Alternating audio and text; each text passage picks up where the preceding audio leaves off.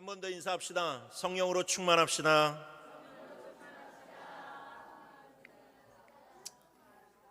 아멘. 오늘 말씀 가운데서 하나님께서 우리에게 은혜를 주시고 또 성령으로 가득한 귀한 시간이 되기를 주님의 이름으로 축원합니다.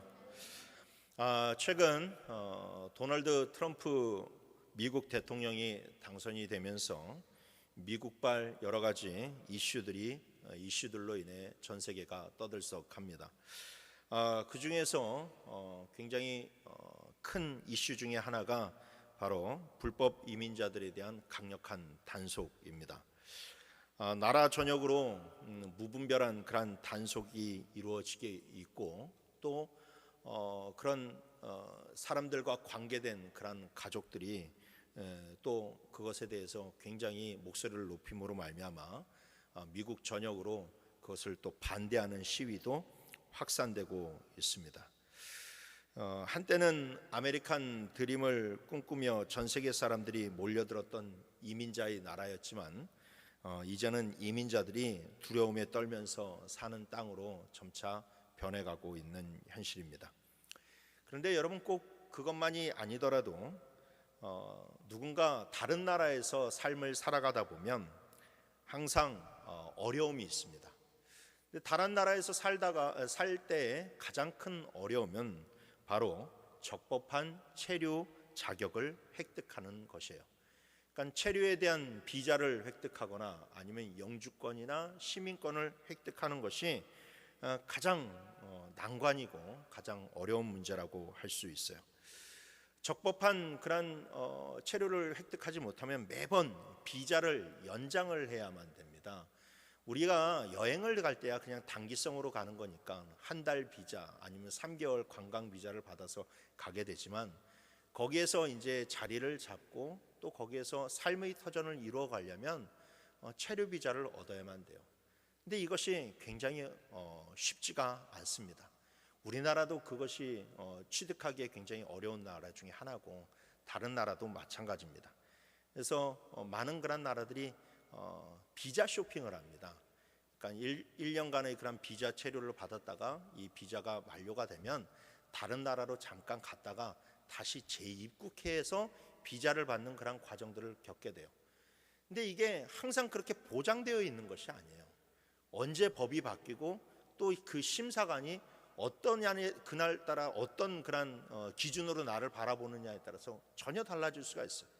그래서 비자를 받겠다고 다른 나라 갔다가 들어왔는데 그 들어오는 재입국의 그런 과정에서 비자를 받지 못하면 그냥 그 나라에 들어가지 못하고 그곳에 내가 꾸려놨던 그런 모든 그런 살림살이들도 다 남겨놓고 그냥 와야만 되는 그러한 현실이 벌어지게 되는 것이죠. 그래서 항상 다른 나라에서 사는 이민자들에게는 이 체류 자격에 대한 그런 염려가 있습니다. 그러다가 그 나라에서 영주권이나 시민권을 획득하게 되면 그 종이 쪼가리 하나가 주는 자유가 얼마나 기쁜지 몰라요. 그 여권에 붙어 있는 그 비자의 그런 종이 그리고 거기에 찍혀 있는 그 스탬프 하나가 나에게 있어서 참 안식을 주게 되고 내가 이제 이 나라에서 정말로 자신감 있게 살아갈 수 있다라고 하는 그런 확신을 안겨주게 되는 것이죠. 그래서 외국에 좀 살다 보면 우리나라 시민권을 가지고 이렇게 자유롭게 사는 것이 얼마나 큰 행복이고 특권인지를 깨닫게 됩니다. 근데 여러분, 이것은 신앙도 마찬가지입니다. 성도가 예수를 믿으면 그때서부터 우리가 힘써야 될 것은 무엇이냐? 천국 시민권을 획득하는 데 힘써야만 됩니다. 여러분, 천국 시민권을 획득하지 못하면 아무리 예수를 믿어도 그 신앙생활이 늘 불안과 염려에서 헤어나올 수가 없어요. 그래서 우리는 이 천국 시민권을 획득할 수 있어야만 됩니다. 근데 여러분, 천국의 시민권이란 과연 무엇일까요? 그것은 바로 내가 구원을 받았다라는 것을 성령께서 도장을 찍어 확인시켜 주는 것. 그게 바로 여러분 천국의 시민권입니다. 우리가 이민국에 가서 그 이민 심사관이 나의 그런 여권에 도장을 콱 찍어서 당신은 이제 이 나라에서 적법하게 합법적으로 있을 수 있습니다라고 도장을 찍어주듯이, 마찬가지로 우리의 그런 구원도 성령께서 도장을 찍어주심으로 말미암아 당신은 이제 이 천국의 시민이 되었습니다라고 그렇게 확인을 시켜주는 것이 필요하다라는 거예요. 사도 바울은 에베소서 1장 13절서부터 14절에 이것을 이렇게 이야기합니다. 그 안에서 너희도 진리의 말씀 곧 너희의 구원의 복음을 듣고 그 안에서 또한 믿어 약속의 성령으로 인치심을 받았으니 이는 우리 기업의 보증이 되사 그 얻으신 것을 속량하시고 그의 영광을 찬송하게 하려 하심이라 라고 말했어요. 여러분, 이 사도 바울의 그런 말씀을 보십시오. 성령의 인치심을 받았을 때 우리가 천국의 그런 기업을 받았다는 것이 보증이 되고, 그리고 그의 영광을 찬송하는 그 기쁨의 신앙생활을 하고 할 수 있다는 것을 사도 바울도 분명하게 이야기해 주고 있습니다. 그래서 성령의 인치심을 받았다는 것은 이제부터 당신은 천국의 시민입니다 라고 하는 그런 보증을 받게 되는 거예요. 요한계시록에서도 보게 되면 이 유명한 14만 4천 명의 그런 사람들에 대해서 나올 때 이 믿는 자들에게도 그 이마에 인치심이 있다라고 얘기했어요. 믿지 않는 자들의 이마에는 짐승의 인치심이 있을 것이고, 믿는 성도들에게는 이마에 그런 성령의 인치심이 있을 것을 이야기하는데, 그 인치심이 바로 무엇이냐? 성령의 인치심이에요. 성령의 인치심. 그것을 잘못 이해해가지고 뭐 짐승의 그런 표를 받아서 뭐 이마에다 무슨 표를 찍는다, 뭘 찍는다, 막 그렇게 헛소리들을 하고 그러는데, 여러분, 그것은 영적인 인치심이고 성령의 인치심을 받은 자와 그 다음에 이 사단의 그런 영의 인치심을 그런 받은 사람에 대해서 구분해 가지고 있는 이야기예요. 그러니 여러분, 절대 이단들이 그런 잘못된 그런 궤변에 현혹되는 분들이 없으시길 바랍니다. 이처럼 성도에게 있어서는 성령을 받고 성령의 인치심을 받는 것이 너무나도 중요하다라고 할 수 있습니다. 교회를 다니는 것에 그쳐서는 안 됩니다. 여러분, 교회를 다닌다고 여러분들에게 무조건 천국이 보장되는 것이 아니에요. 우리가 교회를 다니지만 그 가운데서 성령을 받아야만, 그리고 성령을 충만해야만 우리가 천국 시민권을 받을 수가 있고 구원이 보장된다라는 것을 기억하셔야만 됩니다. 그렇다면 누가 이 성령을 받을 수 있습니까? 누가 천국 시민권을 받을 수 있습니까? 처음에 예루살렘에 있는 유대인 크리스천들은 성령을 받으려면 할례를 받은 유대인이 되어야만 된다라고 생각했어요. 이방인이라 할지라도 할례를 받아야만 성령을 받을 수 있다라고 생각했습니다. 하지만 그들의 생각이 잘못됐다라는 것을 여지없이 보여주는 사건이 바로 이 고넬료와 고넬료의 그런 가정의 사람들이 성령을 받는 사건이었습니다. 고넬료의 가정이 성령을 받은 것은 이제 할례를 받지 않은 그 이방인들이 성령을 받았다는 것은 성령을 받는 것에 대한 다른 기준을 보여주고 있는 거예요. 할례를 받지 않은 그런 이방인들이 성령을 받음으로 말미암아서 이제 이 할례가 기준이 아니라 하나님이 요구하시는, 하나님이 바라보시는 이 스탠다드의 그런 기준이 있다라는 것을 그렇게 보여주고 있다라는 것이죠. 그래서 베드로 사도도 34절 35절에 이야기하기를, 베드로가 입을 열어 말하되 내가 참으로 하나님은 사람의 외모를 보시는 것이 아니요 각 나라 중 하나님을 경외하며 의를 행하는 사람은 다 받으시는 줄을 깨달았도다라고 얘기했죠. 여기서 이 외모라는 것이 할례의 그런 기준을 뜻하는 것입니다. 그래서 어떤 그런 기준이 아니라 누구에게나 적용되는 하나님의 기준을 충족하면 바로 이 성령의 인치심을 받을 수 있다라고 그렇게 본문은 이야기하고 있습니다. 그렇게 성령의 그런 성령 강림의 기준을 보여주고 있기 때문에 고넬료의 그런 이야기는 굉장히 중요하다라고 할 수 있어요. 성도 여러분, 성령 충만은 결코 신앙생활의 옵션이 아닙니다.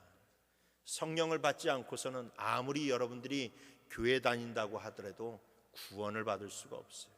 천국에 들어갈 수 없습니다. 그래서 예수 믿는 사람은 누구든지 반드시 성령을 받아야만 합니다. 그러니까 우리 여러분, 오늘 본문을 통해서 우리가 성령 강림의 기준을 살펴보면서 아직 여러분들 마음 가운데 성령에 대한 확신이 없으신 분은 반드시 성령 받으시고, 그리고 여러분들 가운데 성령을 받았으나 그 성령이 잠자시는 분들은 여러분들 그 성령을 깨우시는 그 성령의 충만함을 힘입으시길 주님의 이름으로 축원합니다. 첫 번째로, 성령을 사모하는 믿음이 성령의 은혜를 받을 수 있다는 것을 기억하시길 바랍니다. 그렇습니다. 모든 세상의 일이 그러하듯이 하나님도 아무에게나 성령을 부어주시지 않습니다. 하나님은 오로지 하나님의 성령을 사모하는 자들에게 성령을 부어주십니다. 여러분, 성령은 하나님이 우리에게 주시는 가장 귀한 선물입니다. 고넬료가 아무리 기도하고 구제에 힘썼다 할지라도 결국 그에게 중요한 것이 빠져 있으니 성령이 빠져 있었습니다. 그래서 하나님은 고넬료에게 너의 기도와 구제를 들었으니 이제 성령을 주시겠다라고 약속하시는 것입니다. 성령은 이토록 귀한 것이기 때문에 하나님은 아무에게나 주시지 않습니다. 마태복음 7장 6절 말씀에 보면 거룩한 것을 개에게 주지 말며 너희 진주를 돼지 앞에 던지지 말라. 그들이 그것을 발로 밟고 돌이켜 너희를 찢어 상하게 할까 염려하라 라고 얘기하셨어요. 여러분, 이것이 바로 하나님의 생각이고 이것이 바로 예수님의 생각입니다. 성령은 누구나 받을 수 있지만 아무나 받을 수 없는 것이에요. 즉, 예수를 믿는 자에게는 누구든지 성령을 주시지만 그러나 그 믿음이 진짜인지는 들여다보신다라는 겁니다.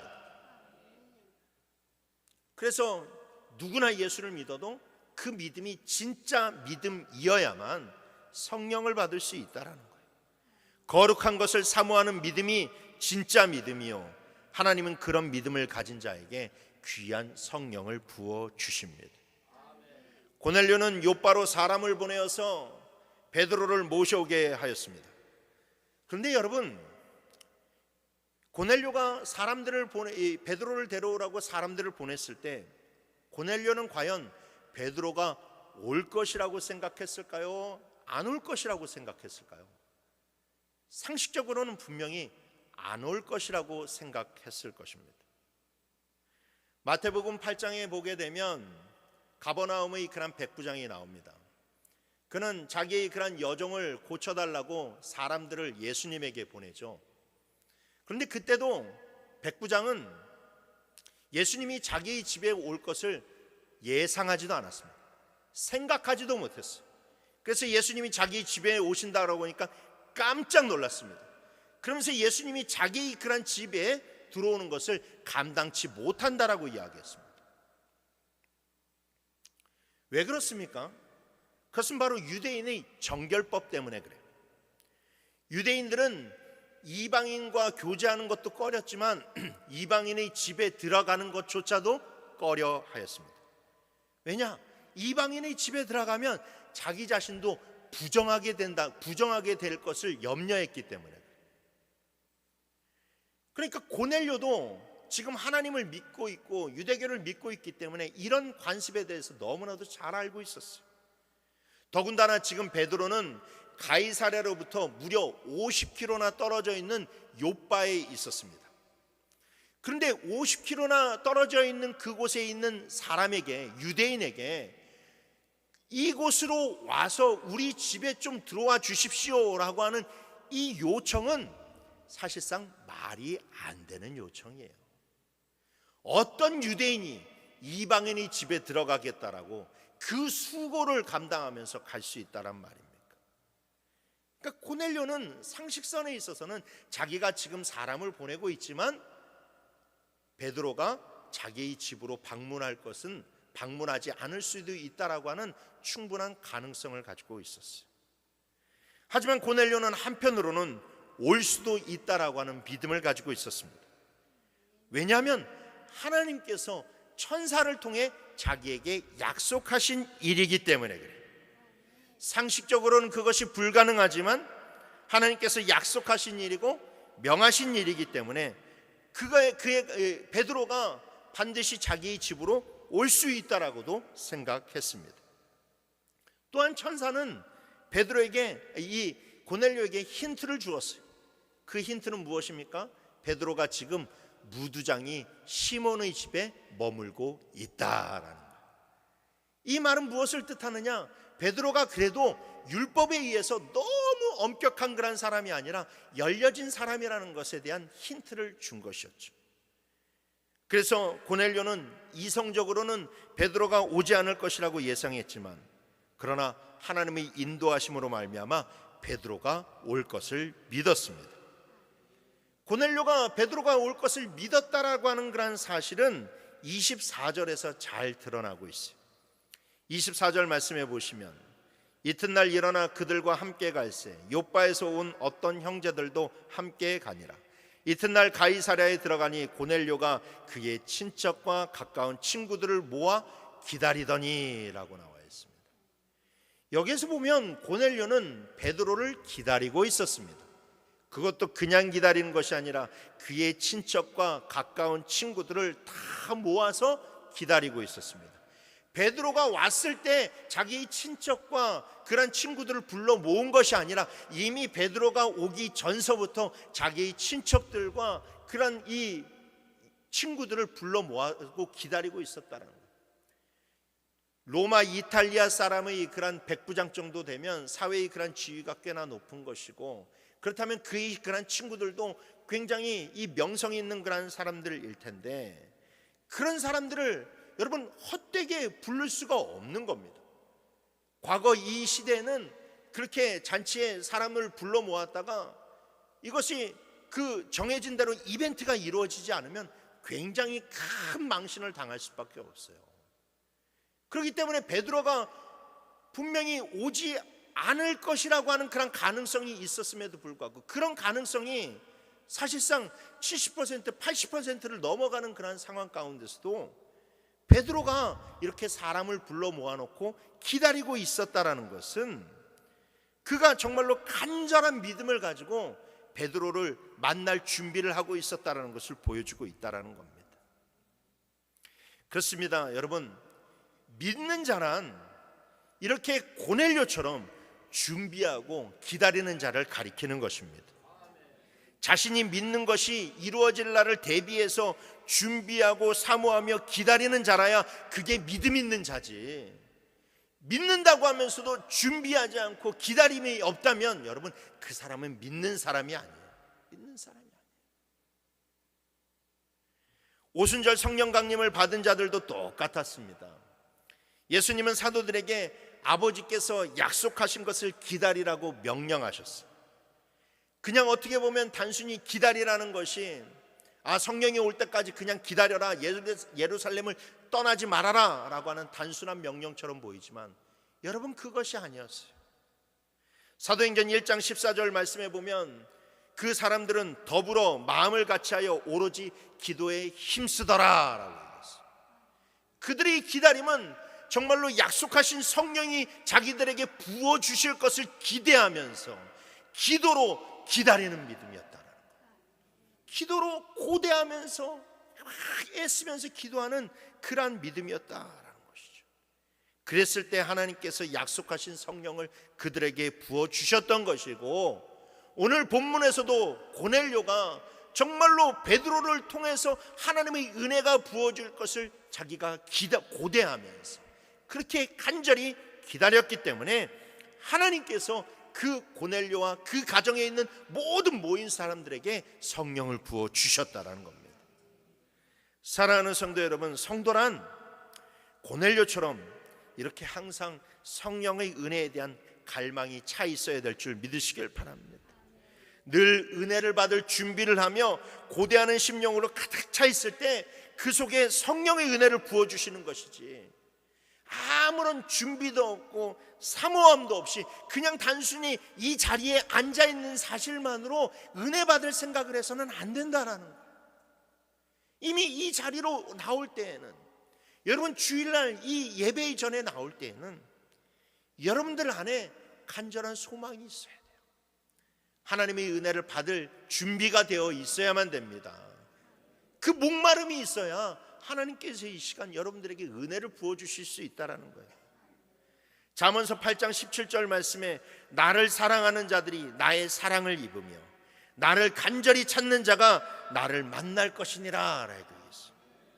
예레미야서 29장 13절 말씀 우리 다 같이 한번 읽어봅시다. 시작.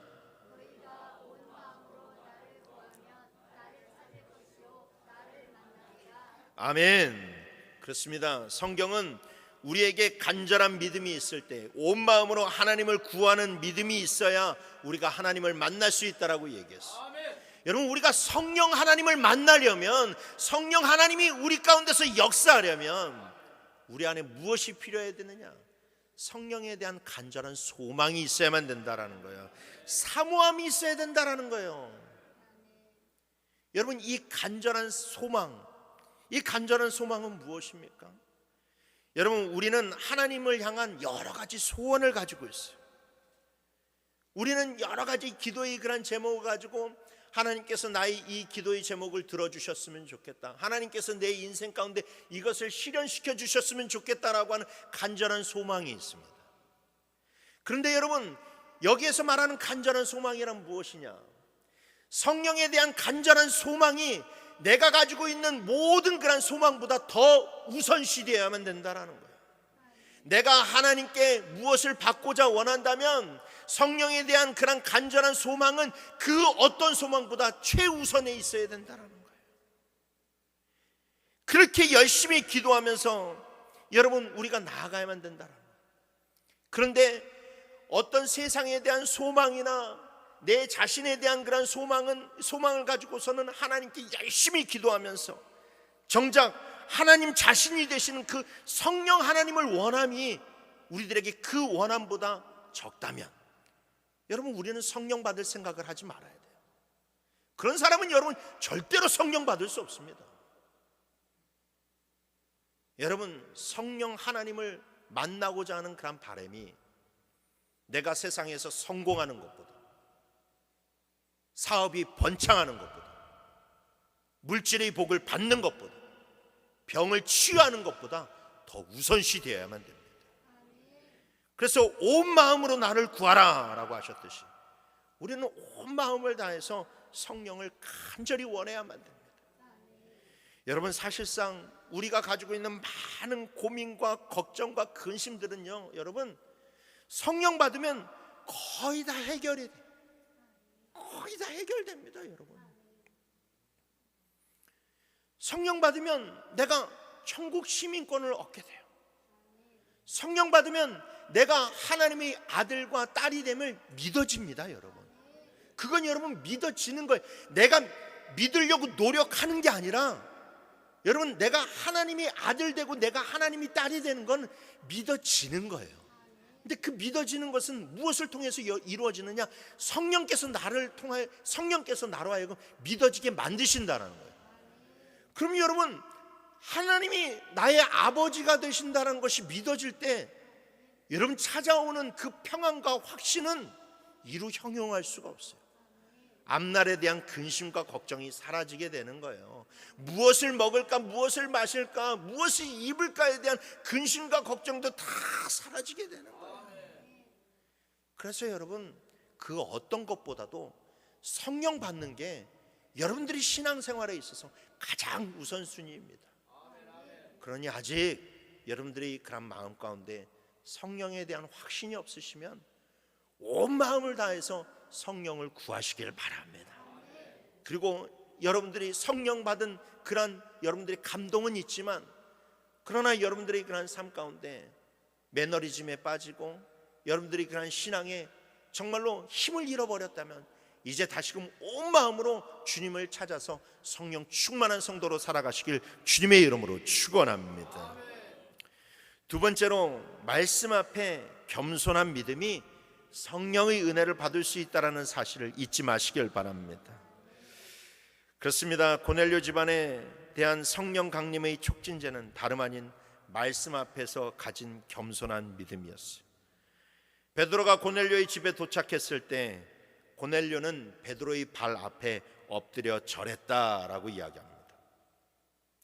우리가 지난주에 살펴본 것처럼 고넬료는 정통 이탈리아 사람들로 이루어진 군대의 백부장이었어요. 그리고 로마는 지금 세계를 지배하고 있습니다. 그리고 지금 이들이 주둔하고 있는 이스라엘도 로마의 지배를 받고 있는 형편이었습니다. 이 고넬료는 바로 그 로마에서 정통 이탈리아 사람이었고 또 그 가운데 용맹한 백부장이었어요. 그런 고넬료가 이 피정복민이었던 베드로에게 절을 한다라는 것은 사실상 상상하기 힘든 모습입니다. 동양 문화권에 있는 우리에게는 누군가에게 절하는 것이 그리 이상하게 여겨지지 않을 수도 있어요. 이건 그렇게 막 크게 우리에게 큰 충격이나 막 쇼크로 다가오지 않을 수도 있어요. 왜냐, 우리는 뭐 설날이 되면 부모님한테도 절하고 뭐 삼촌한테도 절하고 뭐 그리고 또 여러 가지 이렇게 그 무속신앙을 믿는 그런 사람들을 보게 되면 뭐 도래까지 이렇게 절하는 그런 사람들을 볼 수 있지 않습니까? 그러나 서양은 그렇지가 않아요. 로마 이탈리아 사람들에게 있어서 절이란 오로지 신에게만 할 수 있는 그런 복종의 그런 행위였어요. 그 이외에 사람에게 있어서 절을 한다? 여러분, 이것은 절대 용납이 될 수 있는 일이 아닙니다. 서양 사람들은 사람에게 무릎을 꿇는 것조차도 굉장히 치욕스럽게 여겨요. 지금도 서양 사람들이 이해하지 못하는 것 중에 하나가, 우리들은 인사할 때 안녕하세요 라고 하면서 고개를 숙여서 인사하는데 서양 사람들은 그거 이해하지 못합니다. 그럼 만나서 인사하면 그냥 악수하면서 그렇게 하면 되지, 이게 이 굽혀서 인사하는 거를 굉장히 이상하게 생각한다라는 거예요. 그런데 여러분, 평생 누군가에게 무릎 한번 꿇어본 적이 없는 용맹한 군인 정신으로 살아온 고넬료가 베드로를 보자마자 엎드려 절을 했다라는 거예요. 이것은 도저히 있을 수 있는 일이 아닌데 고넬료가 이런 이상한 행동을 한 이유는 무엇일까요? 그것은 바로 고넬료가 베드로를 하나님의 대언자라고 생각했기 때문입니다. 물론 베드로가 그를 즉시 일으켜서 그의 오해를 바로잡아 주었지만, 그러나 이것은 고넬료가 하나님을 어떻게 생각하는지를 보여주는 장면이에요. 하나님이 보내주신 사람이라면 그 사람조차도 하나님이 보내주신 사람이었기 때문에 이런 자세를 보일 정도로 이 고넬료는 하나님에 대해서 지극히 거룩한 그런 경외하는 마음을 가지고 있었습니다. 고넬료는 하나님을 믿고 또한 동물을 드리는 그런 희생 제사를 통해서 자기 자신이 하나님 앞에서 설 수 없고 죽을 수밖에 없는 죄인이라는 그런 사실을 누구보다도 잘 알고 있었어요. 그렇기 때문에 베드로를 하나님의 대언자라고 생각했을 때 그는 자신의 죄인됨을 인정하며 엎드렸고, 베드로가 하는 말이면 어떤 말이든지 들을 생각을 가지고 있었다라는 겁니다. 33절 말씀을 보시게 되면, 내가 곧 당신에게 사람을 보내었는데 오셨으니 잘하였나이다. 이제 우리는 주께서 당신에게 명하신 모든 것을 듣고자 하여 다 하나님 앞에 있나이다 라고 얘기하고 있어요. 이 말씀에서 우리는 두 가지 중요한 사실을 발견할 수 있습니다. 우선 첫 번째로는 고넬료가 주께서 당신에게 명하신 것을 듣고자 했다라는 거예요. 다른 것을 들으려는 것이 아니라 예수 그리스도께서 베드로 당신에게 전하라 명하신 그 말씀을 제가 듣고 싶습니다 라고 이야기했다라는 거예요. 이 말씀은 무엇입니까? 그가 복음을 듣기 원했다라는 거예요. 베드로가 고넬료의 집안에서 설교하는 내용을 여러분 한번 보십시오. 42절 43절 말씀에 우리에게 명하사 백성에게 전도하되 하나님이 살아있는 자와 죽은 자의 재판장으로 정하신 자가 곧 이 사람인 것을 증언하게 하셨고, 그에 대하여 모든 선지자도 증언하되 그를 믿는 사람들이 다 그의 이름을 힘입어 죄사함을 받는다 하였느니라 라고 얘기했습니다. 베드로는 예수님이 자기에게 전하라고 명하신 말씀이 무엇인지를 들려주고 있어요. 그것은 바로 예수 그리스도께서 구원의 재판장이 되시고 예수의 이름을 믿는 자들마다 죄사함을 얻어서 구원을 얻는다라는 말씀이었습니다. 십자가의 복음이었어요. 여러분, 이것이 아주 중요합니다. 여러분, 성도는 복음에 목말라 있어야만 됩니다. 복음을 듣기 원해야만 됩니다. 쓸데없는 세상 이야기에 귀 기울이는 것이 아니라 어떻게 하면 세상의 복을 받고 성공하느냐에 귀 기울이는 것이 아니라 복음에 대한 갈망이 있어야만 된다라는 거예요. 예수님이 누구이신지, 예수님이 우리에게 무엇을 원하시는지 그 진짜 복음을 사모해야만 된다라는 겁니다. 오늘날 많은 사람들이 교회는 나오지만 복음에는 관심이 없어요. 그들에게 있어서 복음에 관한 이야기는 지루하고 고리타분한 이야기가 되어버리고 말았습니다. 복음이 얼마나 정말로 심오한 진리를 가지고 있는지, 얼마나 큰 생명의 그러한 진리를 가지고 있는지 그 진수는 알지도 못하면서 복음에 대한 이야기가 나오면 마치 자기네들이 복음에 대해서 다 알고 있는 것 마냥 그렇게 아는 체를 하는 크리스찬들이 너무나도 많이 있다는 겁니다. 그래서 십자가의 복음에 대해서는 귀를 막고 아멘 아멘 하지 못하지만 정작 세상의 이야기나 우스운 이야기, 번영에 관한 이야기는 좋아하면서 박수를 치면서 아멘 아멘 하는 사람들이 너무나도 많이 있다는 거예요. 여러분, 그러나 정작 우리를 살리는 말씀은 십자가의 말씀이라는 것을 기억하시길 바랍니다. 베드로는 말씀을 시작하면서 이렇게 얘기했어요.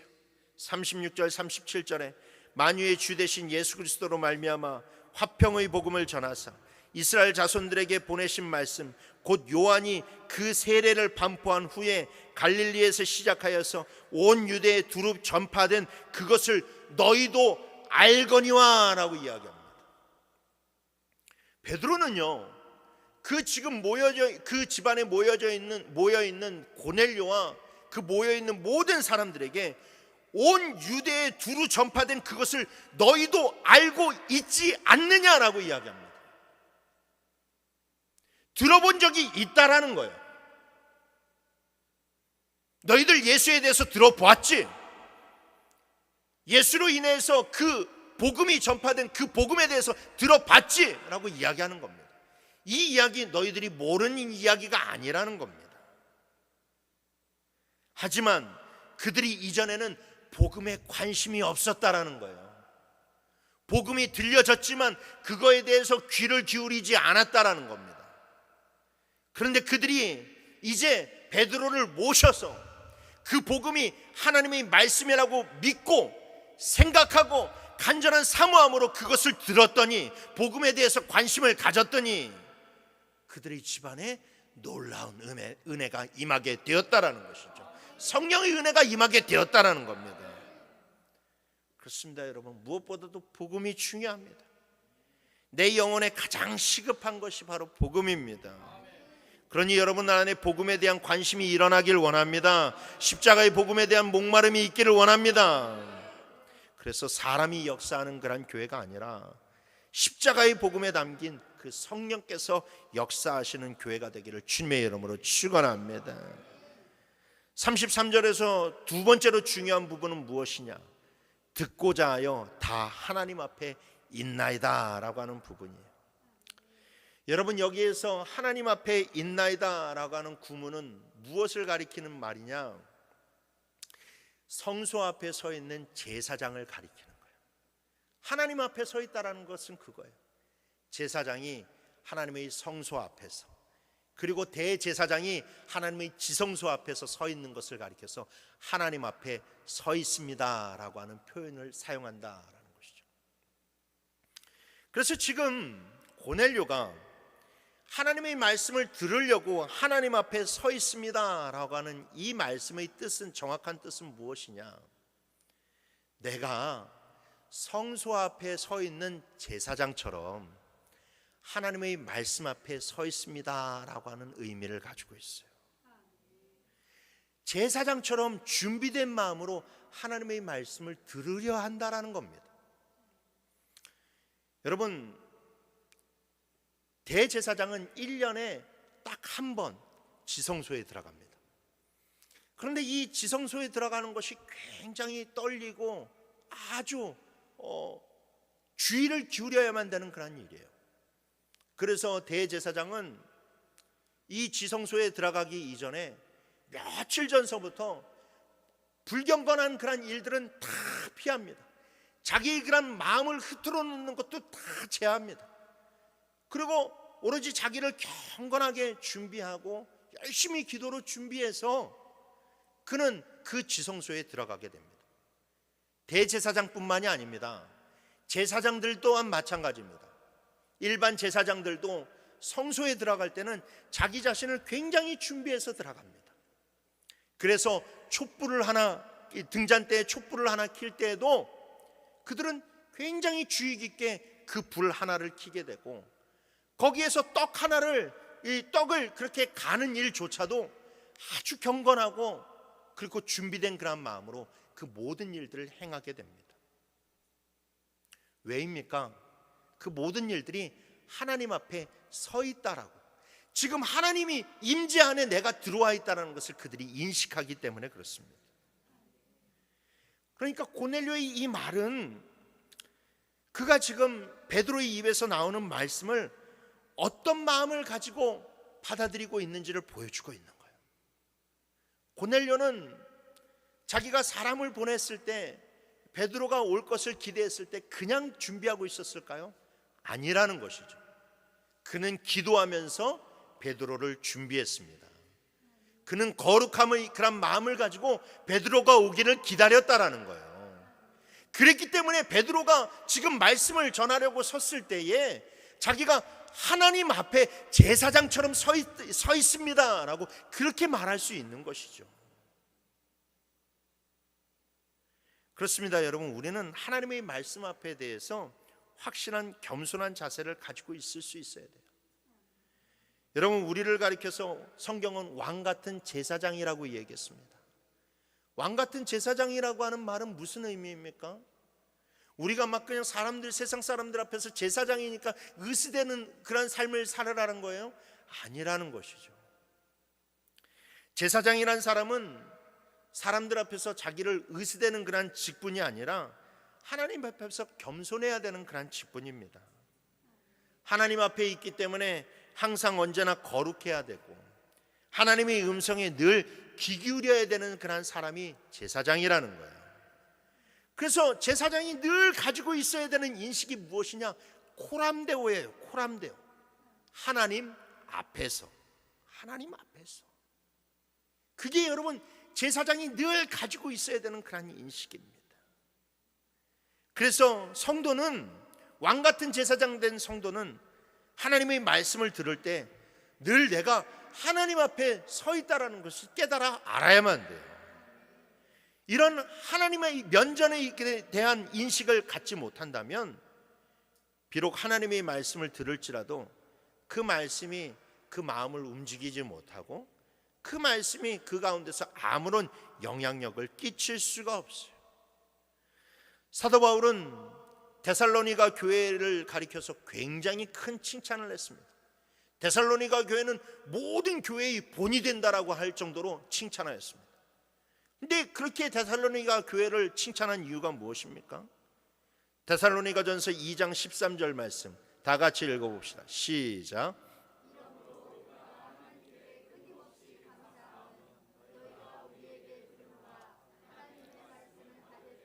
사람의 말로 받지 아니하고 하나님의 말씀으로 받음이니 진실로 그러하도다. 이 말씀이 또한 너희 믿는 자 가운데에서 역사하느니라. 아멘. 그들은 사도 바울의 그런 이 설교를 들을 때에 하나님의 말씀으로 받아들였다라는 거예요. 그래서 그 말씀을 받아들이고 그 하나님께서 나에게 말씀을 주셨기 때문에 그 말씀대로 살아가려고 노력했다라는 것이죠. 그러자 말씀이 그들 가운데서 역사를 했다. 말씀이 성령을 통하여 강하게 교회 안에서 역사함으로 말미암아 데살로니가 교회는 모든 교회의 본이 되는 그런 교회로 칭송받는 교회가 되었다라는 겁니다.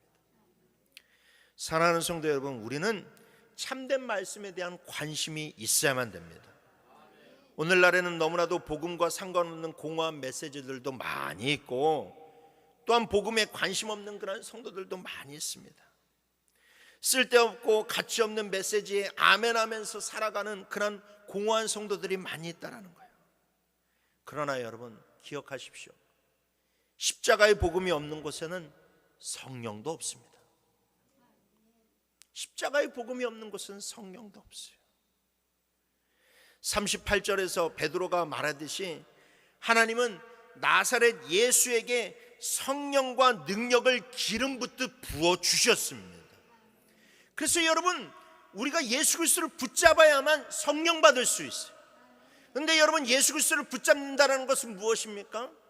말씀 대신 예수 그리스도를 붙잡는다는 것이고, 이것은 말씀을 붙잡는다는 것을 이야기해요. 그래서 정말로 교회 강단에서 목회자가 참된 십자가의 복음을 전해야만 되고, 그리고 성도들은 그 십자가의 그런 복음에 아멘으로 화답할 수 있어야만 되며, 그 하나님의 말씀대로 살아갈 때에 여러분 성도가 성령으로 충만하게 되고, 그 교회는 성령으로 충만한 그런 교회가 될 줄 믿으시길 바랍니다. 말씀을 마치겠습니다. 여러분, 우리는 성령 받아야만 하고 성령 충만해야만 됩니다. 그래야 어디서든 우리는 사단의 권세를 깨트리고 능력 있는 삶을 살 수 있으며 구원의 기쁨을 누리면서 살아갈 수 있습니다. 여러분, 반드시 잊지 마십시오. 성령은 불특정 다수에게 무분별하게 내려지는 영이 아니에요. 성령은 외적인 기준이 아니라 하나님이 중요하게 생각하시는 그 영적인 기준을 충족할 때 주시는 하나님의 선물입니다. 오로지 성령을 사모하고 하나님의 말씀을 간절히 바라는 자들에게만 하나님께서는 성령을 허락하여 주십니다. 그러니 성령을 사모하는 심령을 갖추시길 바랍니다. 겸손한 믿음과 복음에 대한 갈망을 소유하시는 여러분들 되시길 바랍니다. 그래서 우리 모두가 말씀으로 하나 되고 성령으로 하나 되어서 기쁨의 신앙생활, 확신의 신앙생활, 승리의 신앙생활을 해나가는 우리 모두가 되기를 주님의 이름으로 축원합니다.